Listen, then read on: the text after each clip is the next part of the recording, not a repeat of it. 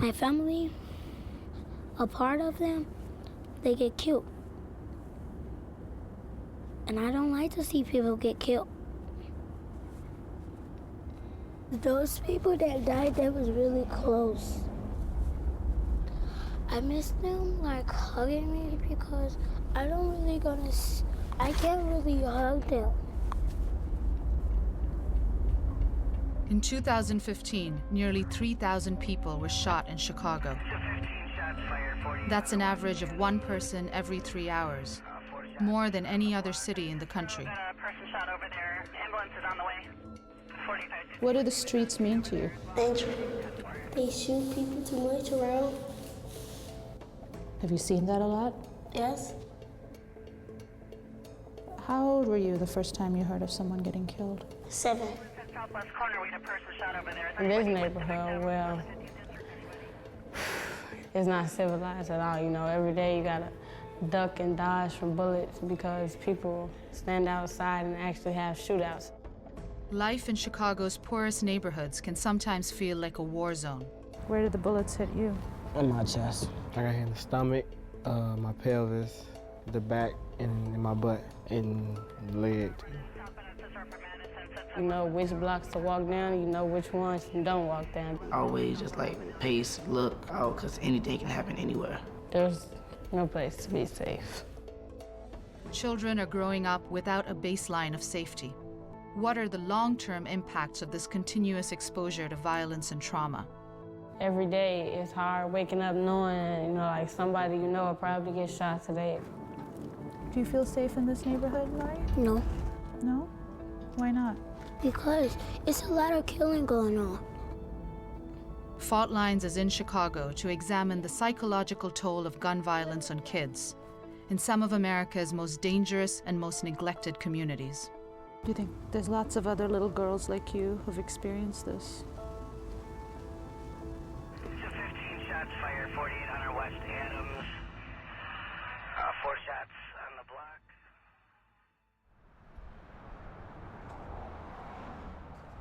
We're on our way to the South Austin neighborhood on Chicago's west side. Someone has just been shot.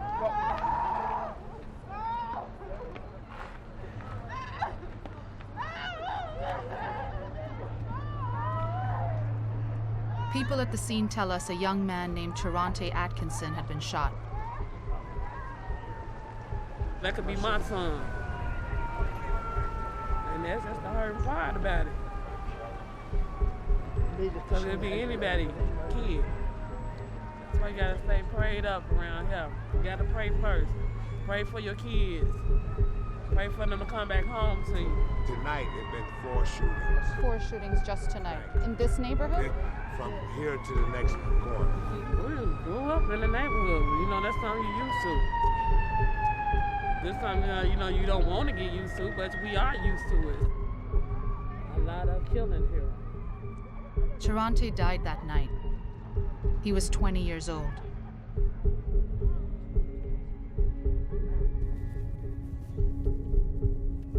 Just in the past hour, loud reports 2 gunshots heard near 82 Dobson. Shots fired, 3 heard near 80 Ellis. Ambulance took a gunshot victim from 55 Kedzie to Mount Sinai. Shot at 54 Holman. This is all just in the past hour. The body of the young man who was just killed is brought here to the hospital at Mount Sinai. Looks like his whole family is out here.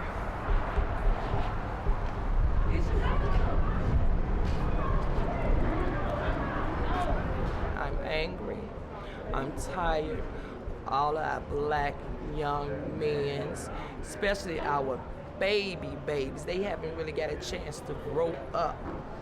How does this affect the younger kids in your family? They have a lot of questions. What do you tell them? Why? Well, right now I have a 9-year-old, so therefore when I get back home, I have to explain to her that the bad guy came up and shot Terrante. So I'm saying, so now this is another thing she have to go through. Yeah, I'm 20 years old. 21, You're 20. $511.95, ain't that 20? He paid 21. He wasn't even legal yet. 20. I deal with this every day of my life.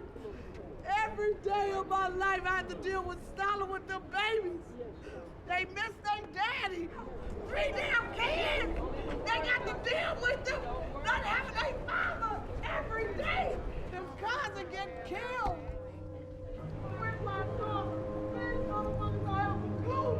Sister ain't shit. Chicago has struggled for years to stem the ongoing violence, but the impact goes far beyond the lives that are lost. For kids, growing up around this violence can have a profound and long-lasting effect on their health and outlook on life. For a lot of our young people, their development is really shaped around trauma and is shaped around violence. We went to one of the city's top children's hospitals to meet with Dr. Bradley Stolbach. He directs a hospital-based program to help youth deal with the psychological effects of violence. Many of our youth and their families would meet the diagnostic criteria for PTSD. And there are a lot of parallels to PTSD in people who've been in combat, but it's only one piece of the puzzle.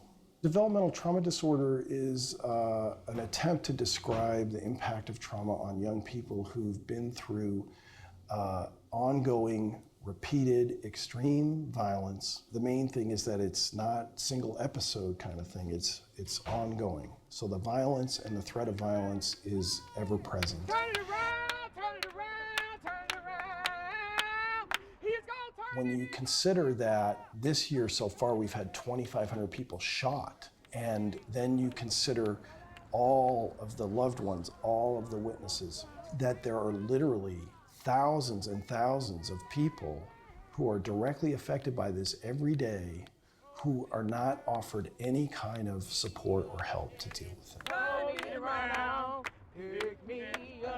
3 nights after his murder, Tarante's family gathered at the gas station where he was shot. But they don't know who killed Tarante or exactly why. Nobody. 2 years ago, Tarante's cousin was killed on this same corner. His family says they're tired of burying their loved ones.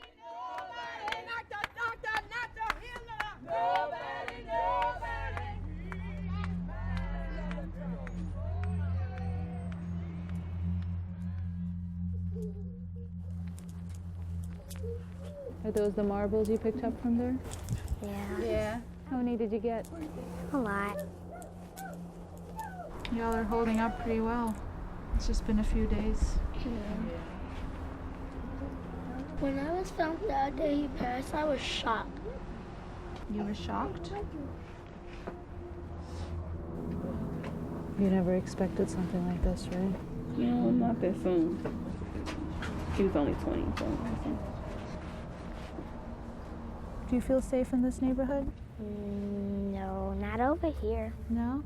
Why not? Because it's dangerous. Yeah? What does that mean? People is getting killed out here. And I don't want to get killed. What was it like going back to that same place today when you were singing? I was hurt. I was crying. Because that's why he got killed at. That's why. That's his favorite place to dance. Yeah, he loved to dance. He used to dance right there at that gas station? Yeah, that's why I showed you the video. Yeah. He dancing. He was right there, dancing.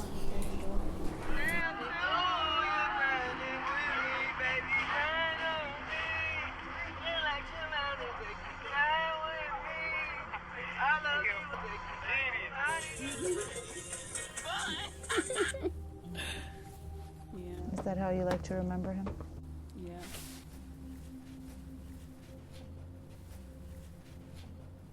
What's the hardest part about this for you? Not hearing his voice and how he died.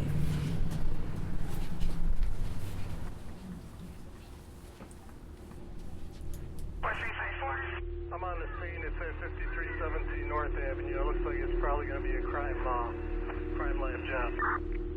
Just a few miles away, the very next night, we heard another man was shot and killed. 4563, I'm on scene and yeah, you will need a crime lab.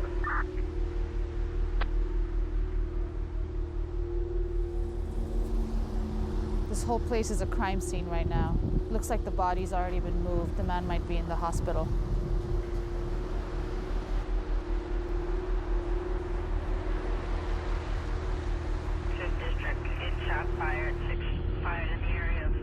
One after another, it seemed like a never-ending stream of shootings. Several shots heard. Male 16 shot in the lower back at 7511 South Stewart.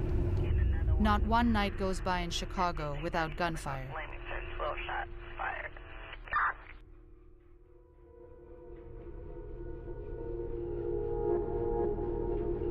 The violence here is unpredictable, and shootings don't only happen in the dark of night.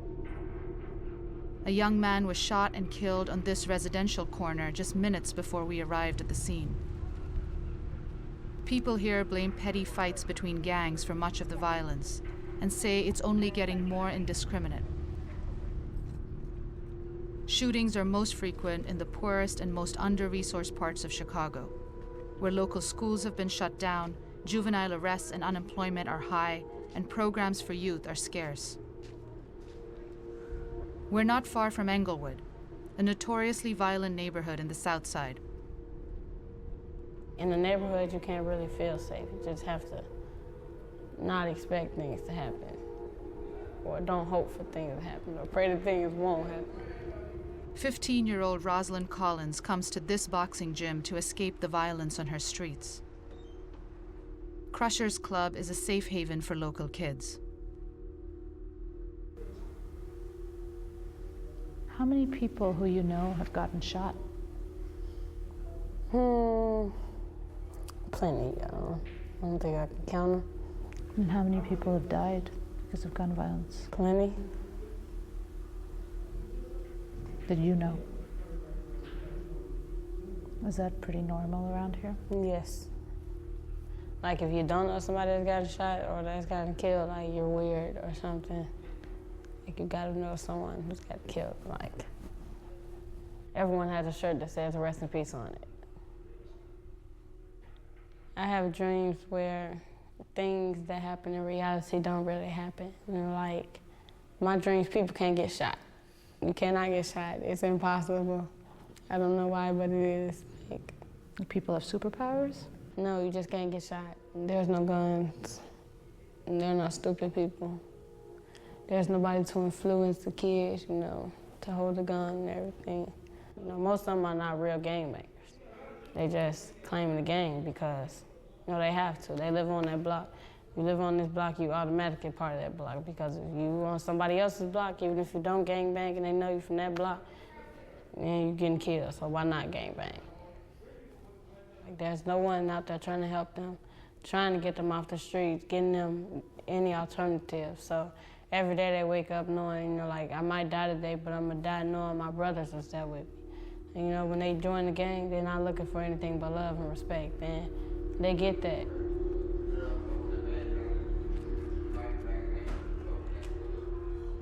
Do you think there's anything that can change the situation? No. I feel like we've been ignored for so long.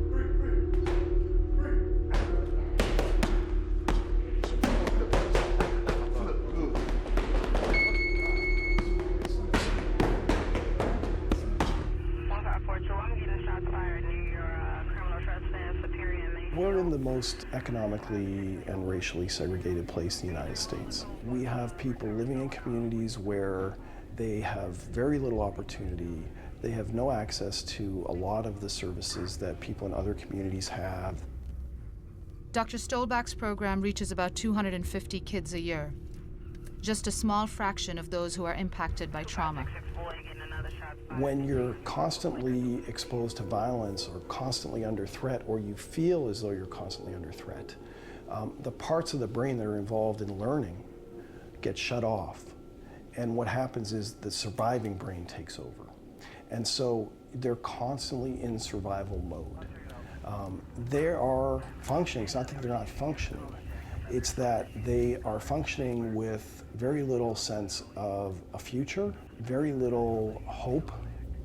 One of the manifestations of that is this almost chaotic violence that we're seeing. 17-year-old Diamante Lee was shot 5 times one night, just over a year ago. He's been extra vigilant ever since. I watch everything, like every little thing. If somebody walking behind me and they just been walking by me for like the past couple of minutes, I stop and let them walk ahead of me, so I just, wouldn't be afraid as much. He had just finished playing basketball at the park, he says, when a man randomly approached him. A couple of seconds later, he was reaching for something. I didn't know what it was. So, just froze up. And he just started shooting. Once he started shooting, I just ran. And as I was running, they were just hitting me, but I just kept going.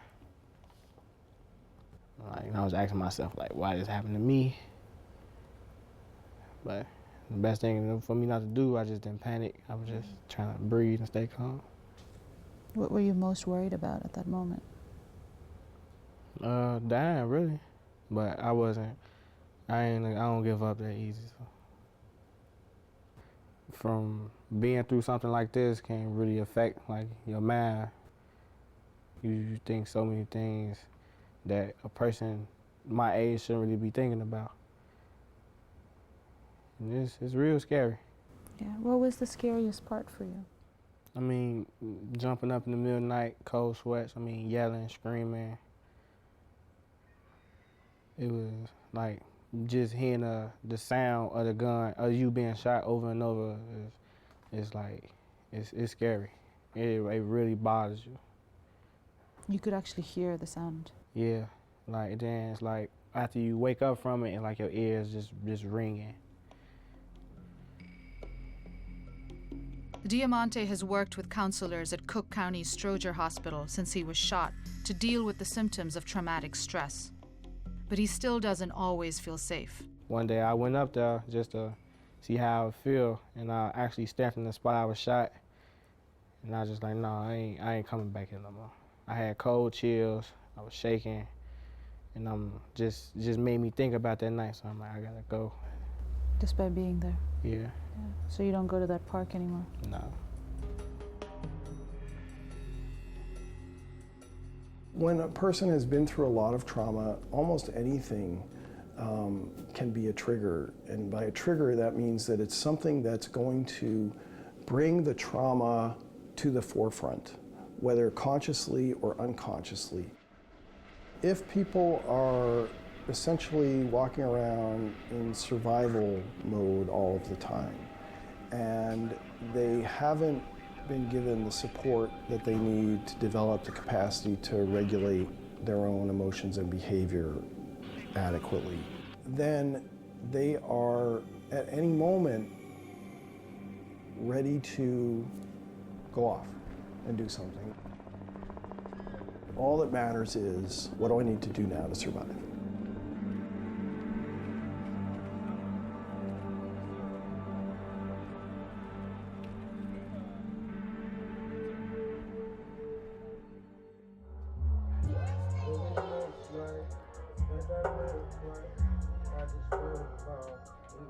Living in survival mode can have grave consequences, even for young children. Joseph Cook experienced this firsthand. He says he started carrying a gun when he was 12 years old. I used to gangbang, hold the guns, sold drugs before, whole lot. Used to be on the corners, whole lot of stuff. Why did you have guns? Protect myself. I almost lost my life, I say good 3 times. I got stabbed trying to break a fight up. Got stabbed 3 times. I've been shot at. I thought I was gonna die because I had to hide under the car because the dude was kept shooting. I didn't know when he was gonna stop. Did you ever shoot at anyone when you had a gun? Yeah. Why do you think there's so much violence here? You said this isn't like other parts of Chicago. What's the reason? Why does this keep happening? A lot of people, I say it's hope. A lot of people ain't got hope around here, or they ain't working, or it's hard for them to get a job. So they feel like, if I ain't got no job, I'm just gonna start robbing people or just start shooting people. I don't care no more. I ain't got nothing to live for. Or if they got people they lost, just all type of reasons. Joseph says too many youth like him grow up feeling like they have to carry guns for protection and could easily end up in prison or dead. And I started paying attention, like, why a lot of people get killed for, why a lot of people get locked up for. I told myself, like, I want to change, but I still got a chance. How did you feel when you decided to stop carrying a gun? Felt good. I got something to live for now.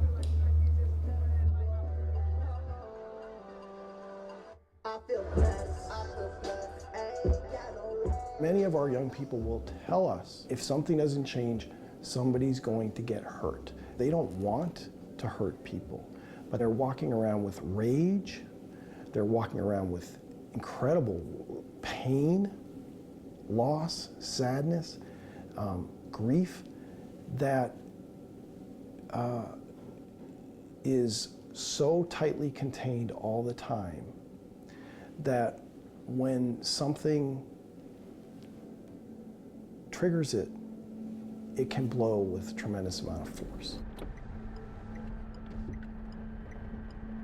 We've got to figure out ways to help them with the righteous rage and grief that they feel day to day, or it will be expressed in ways that are destructive to them and to the people around them.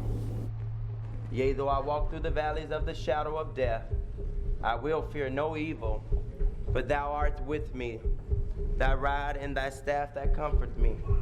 Thou preparest the table before me in the presence of my enemy. Thou anointest my head with oil, and my cup runneth over. Surely goodness and mercy shall follow me all the days. Hundreds of people came to say goodbye to Terante Atkinson, the young man who was shot and killed at the corner gas station.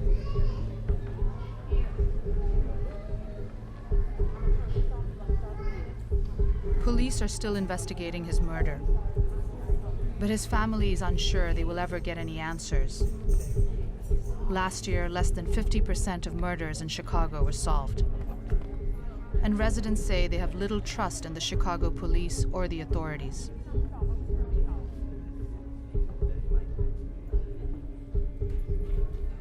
These are communities under constant stress, living in conditions of neglect and danger unknown to wealthier parts of the city.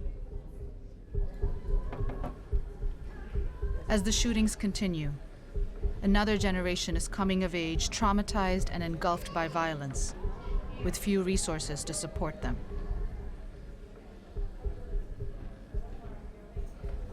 What would you say to the people who are doing the killings? Don't do that. It's a part of somebody's family.